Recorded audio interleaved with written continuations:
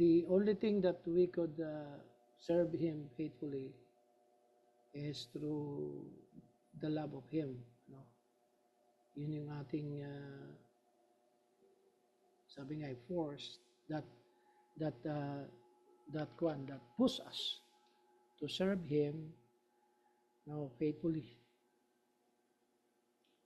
So, in order for us to serve Him faithfully, we must always understand, no, His love to us, how He gave His life, how He loved us so much that the Father gave His only begotten Son, and the Son gave it sacrificially, yung kanyang buhay. Okay, humbly give it sacrificially for our benefits. Yan naman in obedience to the Father, in obedience to God's will. And we should always meditate on it. Ano?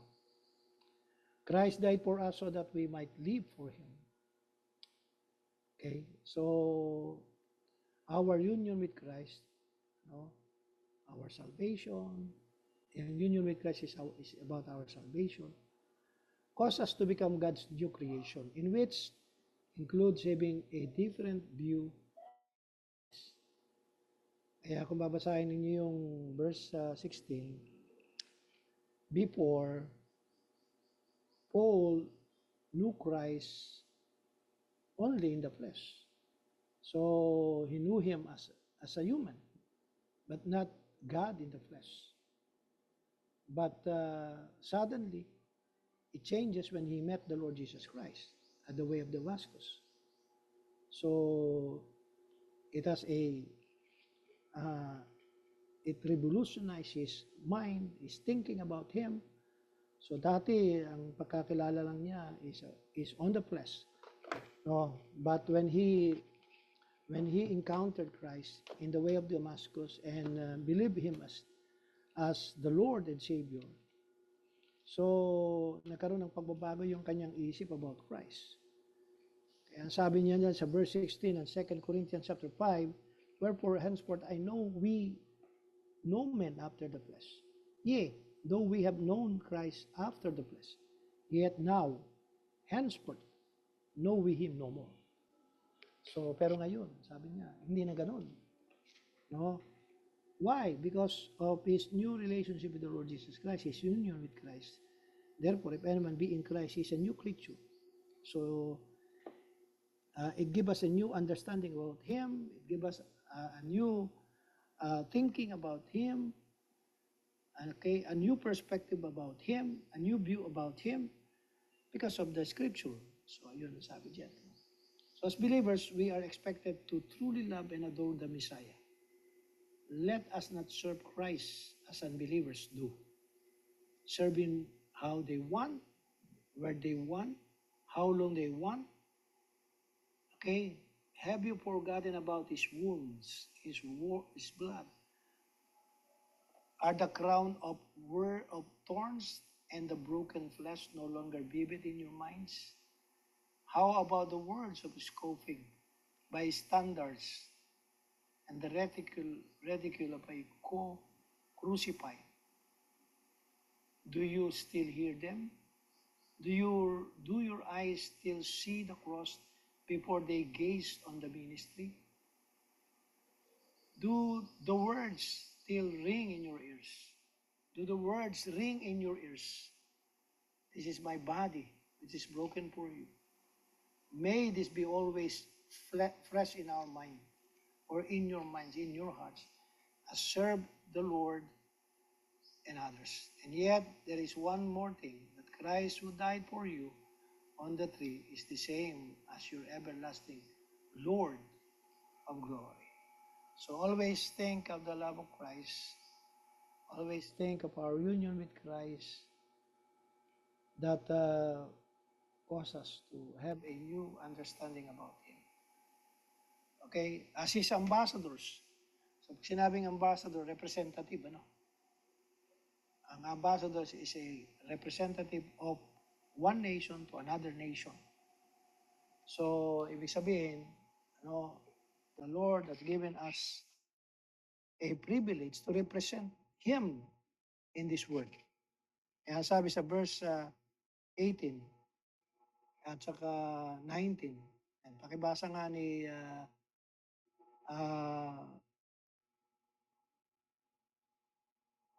si Brother Rapi. Siya ba song leader si Brother Rapi? Diyan sa Russell Kaima. 2 Corinthians 5:18 to 19.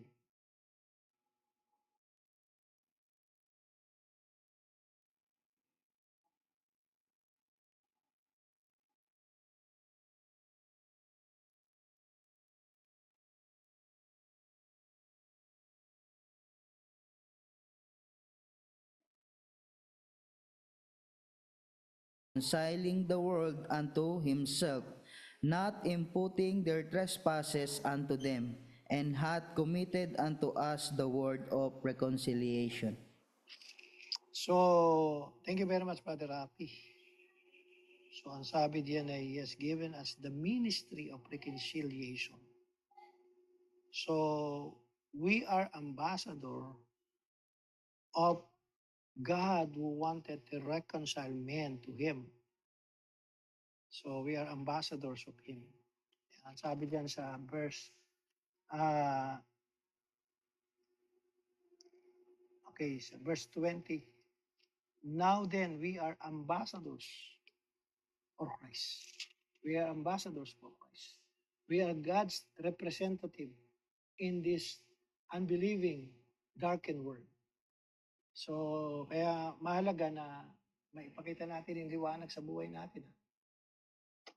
Hindi yung patay sindi. Have you ever experienced yung on and off yung incandescent light? Anong gusto niyong gawin? Di ba patayin na lang? So, kung ang buhay natin in this world is parang on and off, ayaw ng taong makita na tayo. Ayaw ng taong ika nga ay entertain pa tayo. Kaya sana wag nating hayaan masira yung ating mga testimony. Okay? Let us be an example to the believers, to the unbelieving world. Nakikita yung buhay natin. So as His ambassadors, God has entrusted us or to us the ministry of reconciliation. Pag sinabing reconciliation, there are two sides apart from each other. So the Lord, apart from men, and men apart from God, needs to be reconciled. Okay, needs to be together again. So yung reconciliation speak about being together again. No? So that is our ministry. No, we need to reconcile men. No, we need to bring men to God again. God entrusted us the word of reconciliation through Christ. So yung word of reconciliation, that is the gospel. That is about Christ died on the cross according to the scripture. It's about the burial and resurrection of the Lord Jesus Christ according to the scripture. That is the word of reconciliation. No, that Jesus is the only way. Jesus is the only mediator between God and men. No? So, yun po yung ibig sabihin ng word of reconciliation. So, God has given us the gospel. Let us share it by our lips and by our life. Not only by our lips, but by our life. Because people clearly understand the gospel. Not only by words, but by our work. No? Ating mga pinakikita sa buhay natin, mga gawa natin. So, dapat words and work. Yung word, nakikita sa work. Yung work, napapatibay sa word. So the work strengthen the word. No? So mahalaga yun. So letter B, God appeals to sinners through us. So we are the ika nga ay vessels in which the Lord is uh, appealing to men. No, in which God is telling the people to believe the Lord Jesus Christ. So tayo yung kasangkapan ng Panginoon. We are God's instrument in bringing the gospel, the word of reconciliation, the uh, the desire of God for us to be reconciled with Him, the desire of God that people will repent and go back, return to the Lord. So God appeals to sinners through us. 20 to 21. Okay, pakibasa nga po sa Abu Dhabi. Sa Dubai pala. No, Dubai, pakibasa nga po. Ating mga taga-Dubai dyan. Yan. Welcome po natin si Joel at si Banji from Switzerland. Dubai. Preacher Marlon, nasa Dubai ka, tama? So, sino ba pwedeng mumasa dyan?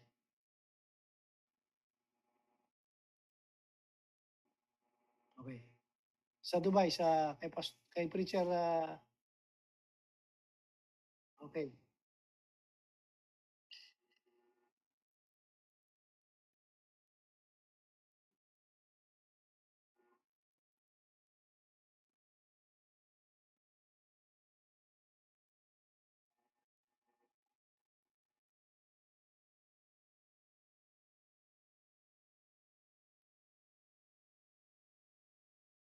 Okay, thank you very much po. So, ang sabi diyan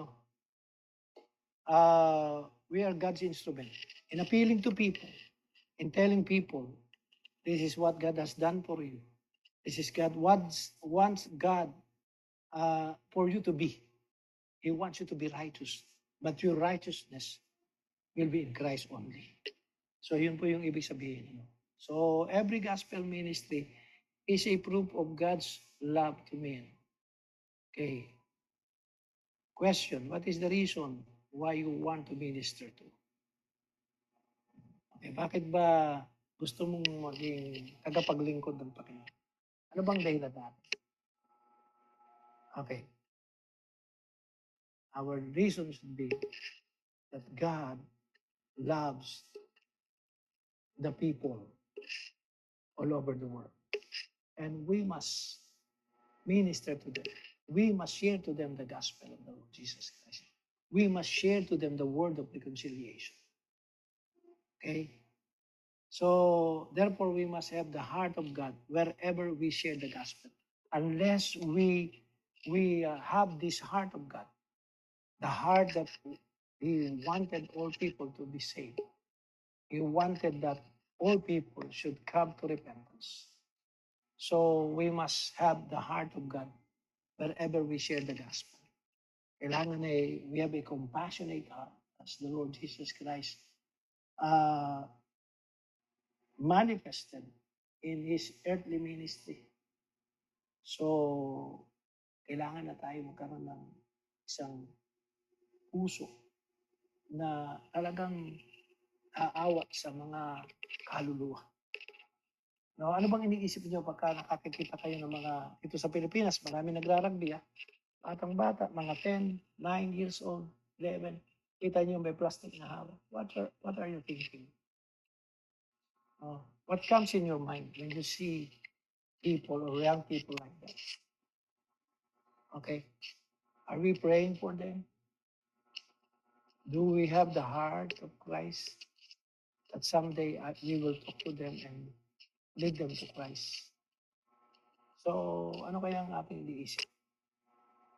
No? So, verse 21, gives the ambassador the grounds and basis for offering reconciliation.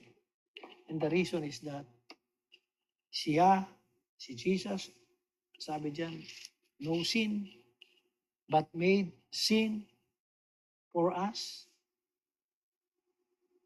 so that we could have His righteousness. Okay, kaya mahalaga na alam natin, no, yung dahilan, bakit tayo ay naglilingkod. Alam natin kung ano yung dapat nating gagawin. No? So yung ating basis for offering reconciliation is because of Christ. What He did, no? What He had finished in the cross of Calvary. Is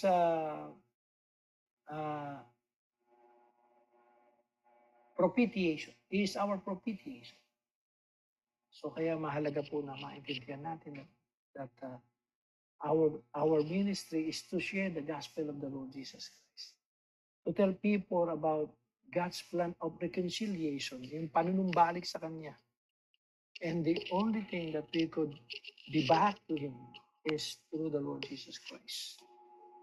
Okay, Paul takes the occasion to appeal to the Corinthians not to accept the grace of God in vain. Verse 6 at saka chapter 6, 1 and 2. Paul presented an argument there. 2 Corinthians chapter 6, verse 2, ano sabi niya? 1 and 2. We then, as workers together with Him, beseech you that you receive not the grace of God in vain. For He said, I have heard thee in time accepted, and in the day of salvation have I succored thee. Behold, now is the accepted time. Behold, now is the day of salvation. So,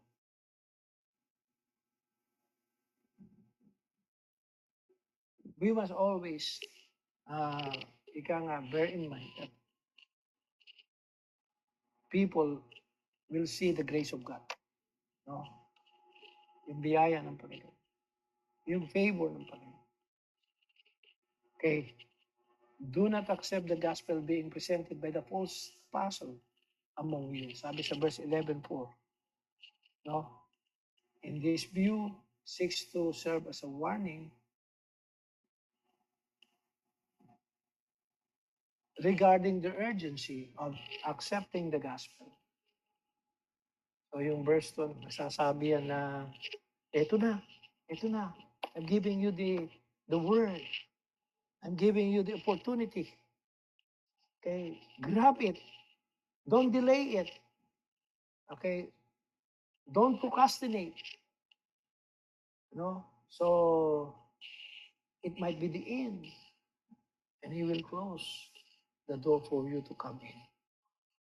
So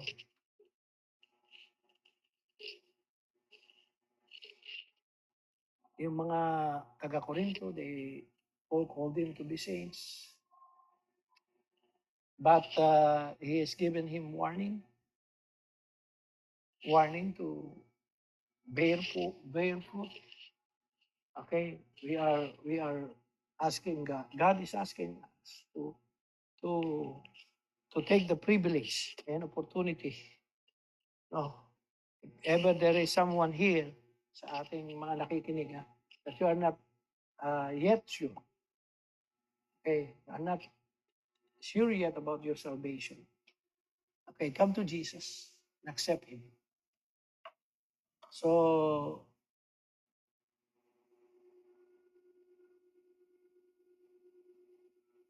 okay, do not live a life that contradicts the gospel message, and so not be awarded at the judgment seat of Christ. Okay, in view of 6:2, serve as a reminder. Okay, reminder of their initial reception of God's grace. So, mapapansin natin na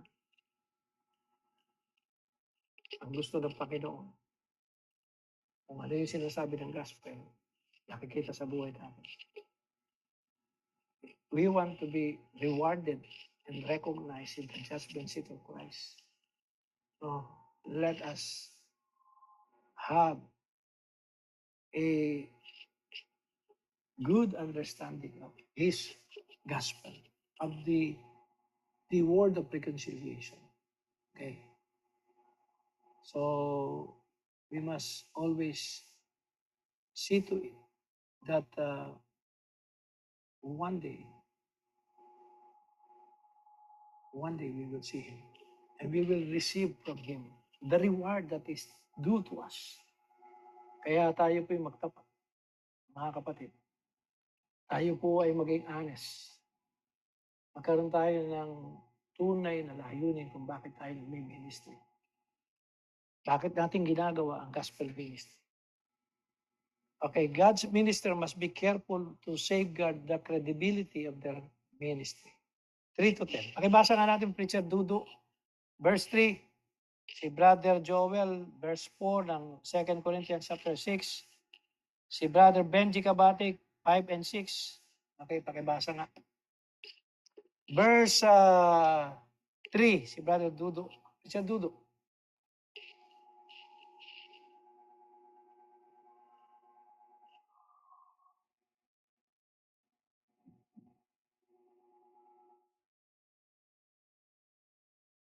Chapter 6, verse 3. Preacher Dudu, nandiyan ka ba ba? Ano, wala na.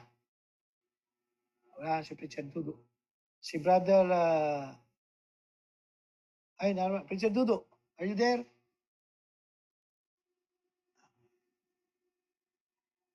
Si Brother Joel na lang, verse 3. Brother Joel, sa switcher lang. 2 Corinthians 6:3.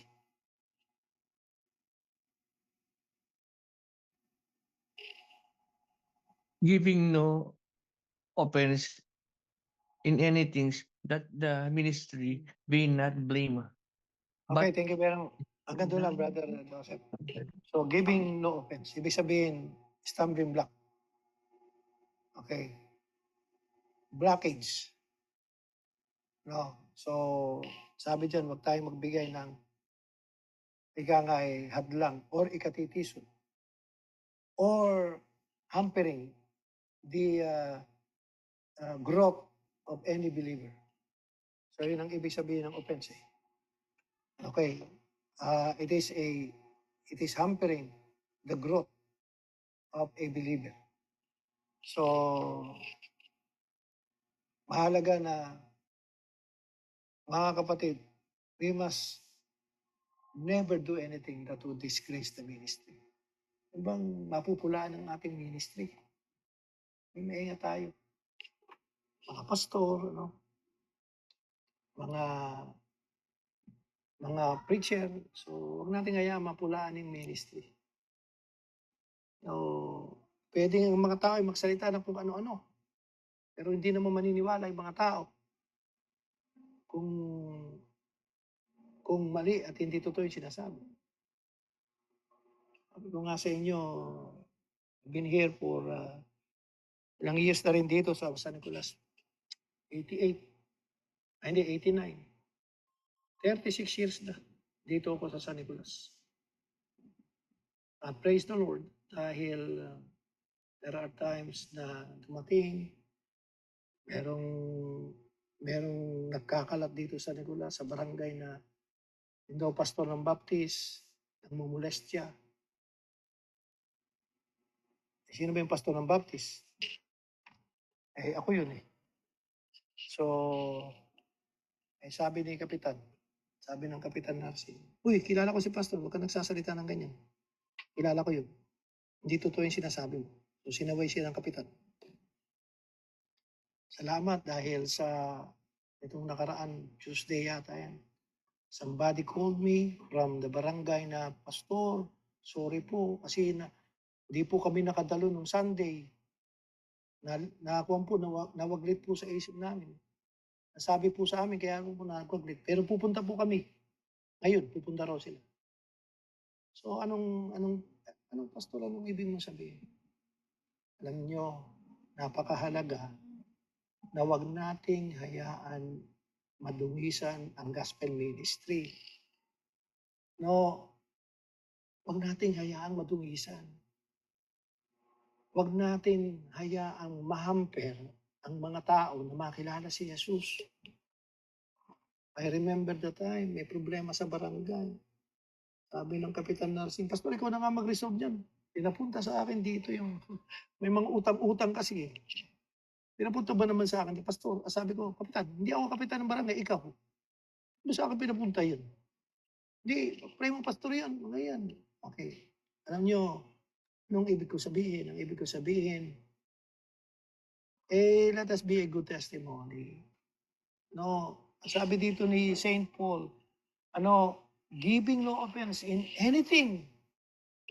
Huwag ninyong hayaang mapigilan na makakilala ang tao sa Diyos. Huwag ninyong hayaang mapigilan sila sa paglago nila sa pananampalataya. That the ministry be not blamed. Huwag mapulaan ang ministry. Salamat po for how many years in this church? 36 years na po tayo. May naninira sa atin dito. Meron ditong senior citizen president. Sabi ba naman ay nagpunta rito minsan. Yun hindi rin man lang daw ang pinagkakalat ngayon sa mga senior. Okay, pumunta dyan. Hindi ako pupunta dyan. Punta ako dyan. Hindi man lang kami pinainom ng tubig daw. No, tinatawanan lang siya ng mga senior citizen. Dito pagka nagpupunta, nagpapakapit tayo. Meron tayong merienda. Ayan, mamaya may merienda tayo. Sa mga senior citizen, may senior citizen Sunday ngayon. Ngayon pupunta rin yung mga barangay.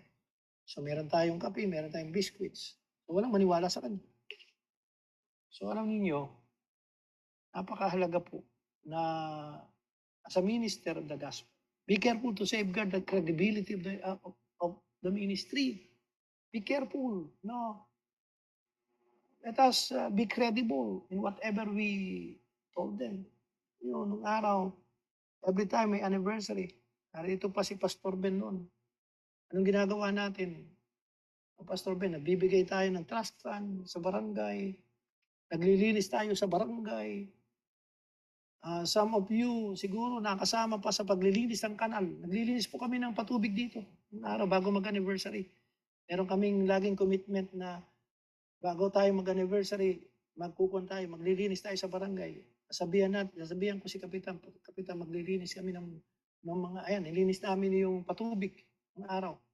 Hindi ko alam kung sino nakakasama diyan. Pero we do that because we wanted that people may know the Lord Jesus Christ. That the ministry, will be credible. Yung ministry ng gospel ay credible. Pakikinggan nila. No? So, yun dapat ang ating gagawin lagi. Let us protect the ministry of the gospel. Let us give safeguard. No?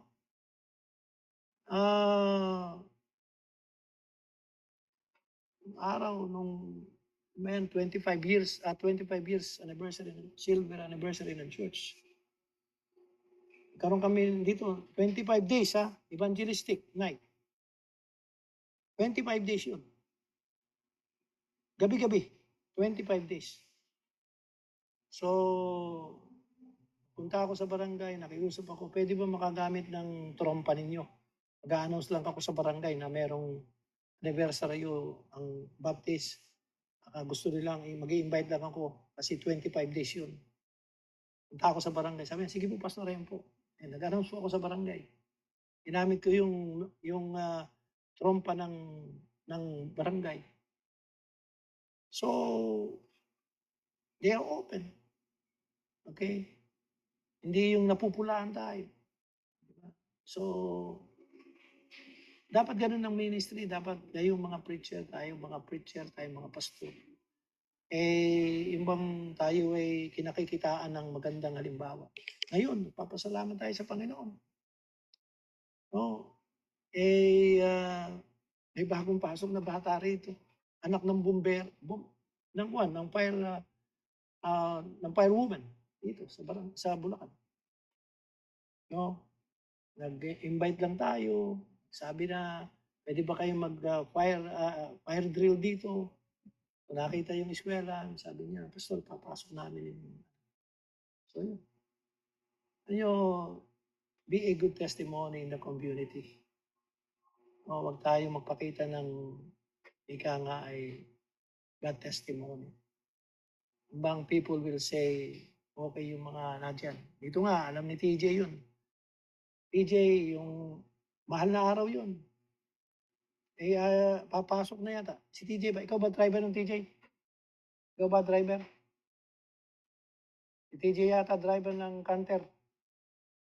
Ayaw papasukin ng mga pumapalo. Yung Canter, papasok ng church eh. Ikaw ba driver ng TJ? No. Ano sinabi sa iyo? Ayaw ka papasukin ng mga pumapalo. Anong sabi nung kapitbahay natin? Tingnan nyo. Ayun. Kaya, if we have a good testimony in the community, people will ika nga yung bang protect us. Hindi na po si TJ. Si TJ talaga makikipag-away yan eh.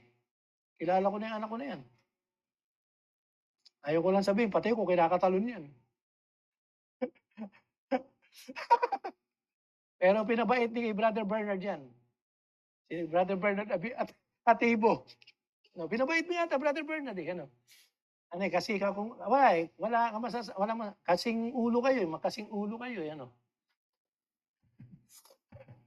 Okay, so natutuwa ako diyan. Kinuwento sa akin ni TJ yan. Sabi niya, ayaw daw siya papasukin ng mga pumapalo kasi mahal na araw, maraming pumapalo, pipinitensya. Sabi doon nung kapitbahay, hoy, baptisan, ayaw yung papasukin yan. Pasukin yan, baptisan, ganyan. Kaya nga tumabi diyan. Pinatabi talaga. Ayun, pinapasok talaga siya. Ayun, alam niyo, we don't need to fight for our rights. People will fight for us. If we have a good testimony. Yun ang sinasabi ni St. Paul, giving no offense in anything that the ministry be not blamed. No? Kaya yun po ang dapat ninyo tandaan. Let us be a good testimony. Don't make anything that will hamper people to know Christ. Don't make anything that people will accuse us, no, and blame us because we are not good testimony. So yun lang siguro. As a minister of the gospel of the Lord Jesus Christ, we are ambassador, we represent Christ. Let us do it, with ika nga ay good manner. We are ambassadors. Ano yung mga ambassador? Mga finis ang mga kilos niyan. Ha? Kaya makikita nyo, mga nakadamit yan. Ang damit niyan ay damit ng kanilang bansa. At behave yan. Dapat ganun tayo, mga behave tayo. Ha? Tandaan ninyo, isang cyclos, isa sa mga lesson about God is omnipresent. Alam niyo ang practical application ng God is omnipresent? Ang practical application niyan, behave. Behave. Bakit, Pastor? Kasama mo siya, behave ka naman, di ba? Diba? Kayo may mga asawa, kasama mister niyo, titingin ba kayo sa ibang babae? Behave kayo. Di ba? Ganun po yan. Kasama niyo si Jesus, di behave kayo. Di ba? Magbe-behave kayo. Di ba? Pagkasama niyo si Jesus, omnipresent, kasama niyo lagi, saan man kayo pumunta, nandyan, di behave. Pangalawa, ipakilala niyo si Jesus. Kasi kasama ninyo. Saan ba kayo nakakita mag-asawa? Nakakita ka ng kaibigan mo. Di ba, pakikilala mo yung kasama mo. Sino yung kasama? Asawa mo, ay misis ko. Di ba? Ay, mister ko. Ganun. Pinakikilala. Di ba? Ganun. Hindi yung kasama mo si Jesus. Ayaw yung pakilala sa iba. Yan ang isang aral, practical lesson ng omnipresent. God is omnipresent. Behave kayo. So, ganun. Kasama natin si Jesus. Saan tayo magpunta? Kaya nga minsan, I don't want to go out without imbang kundi nakabarong, naka-t-shirt, may tatak ng church. Yung may tatak ng logo ng church. Bakit? Para behave. Mantakin mo, nakalogo ka ng church, tapos nakalagay pa yung pastor. Tapos salbahe ka. Di ba? Parang pangit, di ba?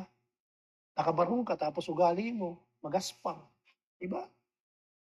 Okay? So, let us behave. So, yun po ang isang dapat nating tandaan.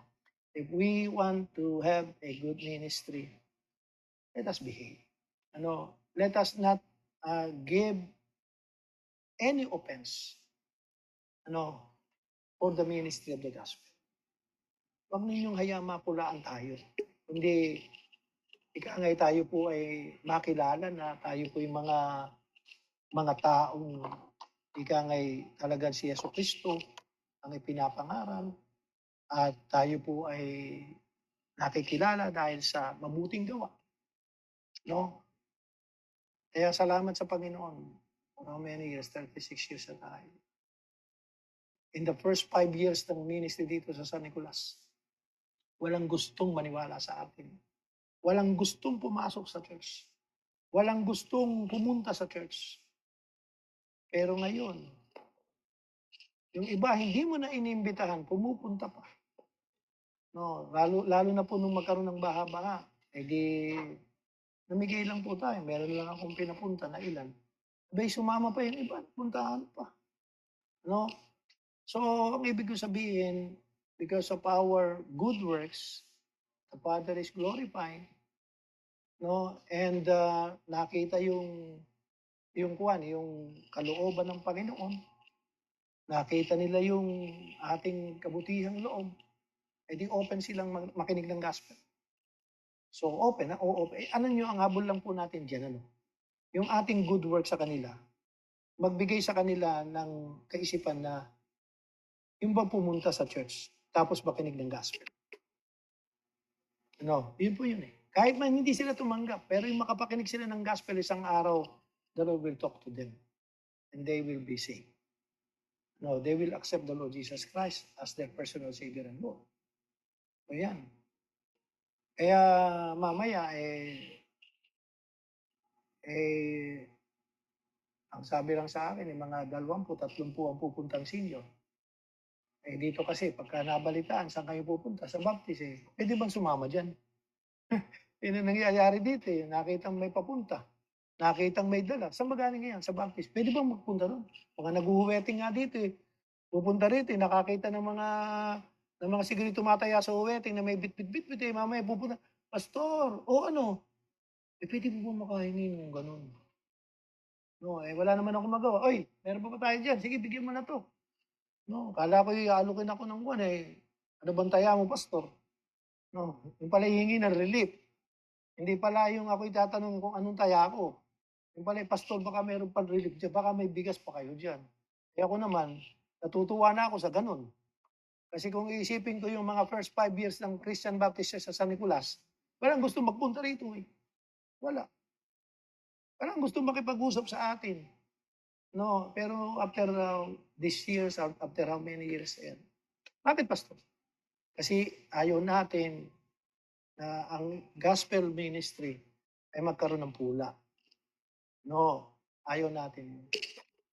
Gusto ko, pag nakita tayo, ay pastor, isa nga may bumabati sa akin, pastor, hindi ko na saan kita nakita? Uy, kamusta na? Hindi ko na maaalala kung saan ko siya nakita. No, isigawan ako, pastor, uy, ano yun? Sino ka ba? Sino ka ba? Hindi ko kilala. Pero salamat sa Panginoon for how many years. Ayan. Pag-pray nyo, sa Sunday ay ating 36 Thanksgiving anniversary. Sa inyo din dyan. So, praise the Lord for God's faithfulness in our church. Pag-pray nyo, meron po tayong Thanksgiving offering goal dito. 200,000. Yung po gagamitin sa house church sa Tanay. Sabi ko sa isa kong anak dito, hoy, bigay mo na lahat. House church sa Tanay yan. Pag umuwi ka, meron kang pupuntahan. Okay? Okay, diba? Sinabi ko na sa anak ko dito, hindi ko naman sinasabi kay TJ yun. Pero, pagbigay ka na, pag umuwi ka sa Tanay, may house church. O, di ba? Okay, dumalo sa Tanay, may house church. Di ba? May house church. So, 200K, impossible yan. Pero sanay na tayo sa imposible. Masyadong malaki yan para sa isang Thanksgiving offering. Pero the Lord will do these things. He will show His power to us. Pag-pray lang po ninyo. At ipanalangin natin yan. Sige, let us pray na siguro. Father in heaven, thank you so much for giving us, Lord, the opportunity to serve and to be your ambassador in the ministry of the gospel, in the ministry of reconciliation. Father, I'm praying for the anniversary of CBC RAP on last Sunday up to December 2. And praying, Father, that you will bless the anniversary together with the speaker. Use the speaker, Lord, to be a channel of blessing, a channel of challenges from your word. And help us, Lord, as we do the ministry. Also, our anniversary on November 30 here in San Nicolas. Lord, praying that uh, more people will be challenged in the ministry of the gospel. Praying, Father, that you will give us, Lord, our goal. We know that it is in our own ability and capacity, it is impossible for us to meet 200,000 pesos for our for our Thanksgiving offer that will be used in our house church in Tanay. But we know that you are the God of impossibility, and nothing is impossible with thee. And we do believe on that. We already experienced that. And we know that you will bless our people and bless my children, and praying, Father, that they will not hamper any of your will in their life, Lord. They will not stop serving you, but they will give whatever they want. They could give in according to your grace. Thank you, Father, and bless us, Lord. Uh, Save more people through the ministry of the gospel. Use our churches, Lord, Russell Kaima, CBCMI, Russell Kaima, CBC MMI Dubai, CBC MMI Sharjah, and LA in Abu Dhabi, Kuwait, and Switzerland. Praying, Father, that you will bless its congregation, Lord, and praying for the Switzerland ministry, Brother Angelo, for strength and wisdom, power of the Holy Spirit. Praying for a house. We are always praying for this. Lord, give a a house, Lord, an appropriate house to be a place of worship for Switzerland.